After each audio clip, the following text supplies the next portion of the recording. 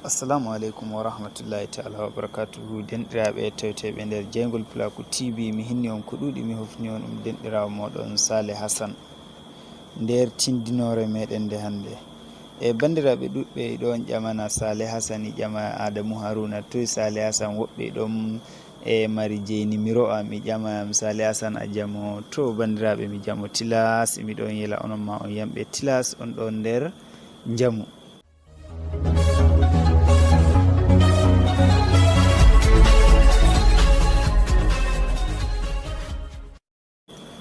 To ko faɓɓi mi heɓai gangumi nder Jaingol Pulaku TV, amma hande inchallahu mi wari ha je tindinore wonde feere mi tindine en deidei ko larani application ji meɗen. Hande bo goɗɗum application gaddanmi en je connexion mere. A wawe connecta connexion mere ɗo, mbaɗaga connecté ma kala, natta YouTube, WhatsApp, Instagram, kala to marɗa haje fu a natte je ha application ɗum. Yewwa, arande ma ta yiɗi mbaɗa ɗum, a warai natta je video ɗum daroton, a rarai les je mi resane on link application ɗum.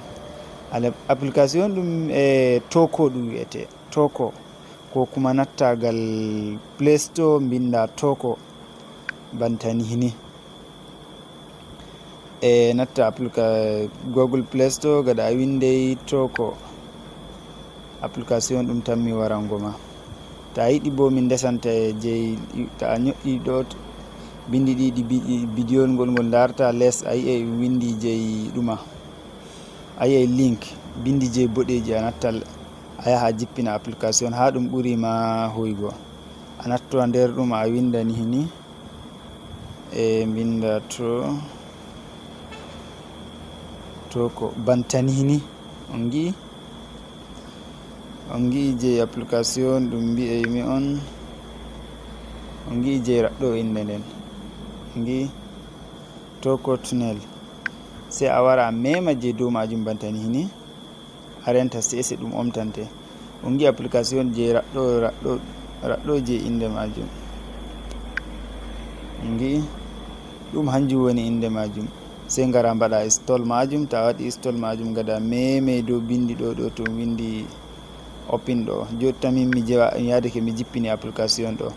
Ton to jippinɗa ɗum daga meme shaka open ɗo, ton to meɗa ɗum omtante bantani hini.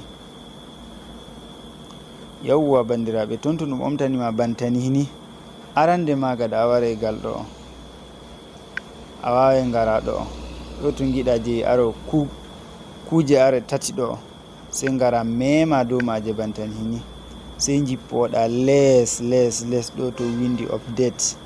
On gi ɗo to windi update je ha mi wanna on kuje ɗo, on gi ɗo to windi update. Lawol go'aɓol, ɗiɗaɓol, tataɓol, nayaɓol, jowaɓol, joweego. Sai gada ware natta nder bontani majum hini. Ton to nattuɗa application ɗo je ɗum waɗai updating, ton to ɗum waɗi update, yowwa jotta ɗum heñi, gada warai mema ɗo, arande ma gada warai mema ɗo. Ton to memɗa bantani hini, a yi'i gada warai gada jippoyto, jippoɗa ɗo les, sai ngara ɗo je to windi 50 MB daily je ɗo. Ko moyo tan mo rargo ɗum no woɗi, 50 MB daily tefata, 50 MB daily, 50 MB daily. On gi je ɗo daily windi ɗo bo les 50 MB 2 daily. To sai tefa je ɗo to windi daily, sai ngara mema bantani hini, ayi sai jippoɗa ɗo les je ɗo ma, gada a memai bantani hini, gada jippoyto les daga tefe to windi 50 MB daily. Yawwa, sai ngara ɗo ma, gada a meme bantani ɗo to windi dow 50 MB daily. Ton to memɗani hin, afwan ɗa na 50 ko mi, yawwa 50 MB daily, yawwa ɗo. a hooƴi bantani ni tabbitina je kuje ɗo iɗum dow ɗo na ɗo ni tabbitini ɗum dow free ɗo. To a tabbitini ɗon kawai gada ware mema dow chaka ɗo to giɗa waɗi alama ɗuman tawi gada meme dow majum bantani dartingi on. Yawwa to jotta ɓe gokkiyam je mega free, mega je mere. Jotta mi wawi mi wurto mi natta je kala application fu giɗmi, WhatsApp, Instagram, Twitter, to giɗmi fu jotta mi wawi mi natta mi waɗa ga connectago am mehere.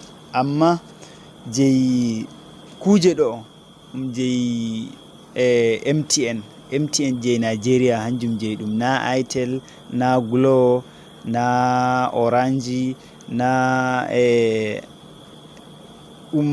je MTN tan, MTN ha Nigeria mi tammi on paami. To jottara ɗo no ɗum waɗorto, mi tammi video ɗo ngol fottani sakiraɓe, mi ɗon hofna o sakiraɓe mi hinna ɓe no woɗi yimɓe jengol pulaku emi hinna on no woɗi. Denɗirawo moɗon Saleh Hassan.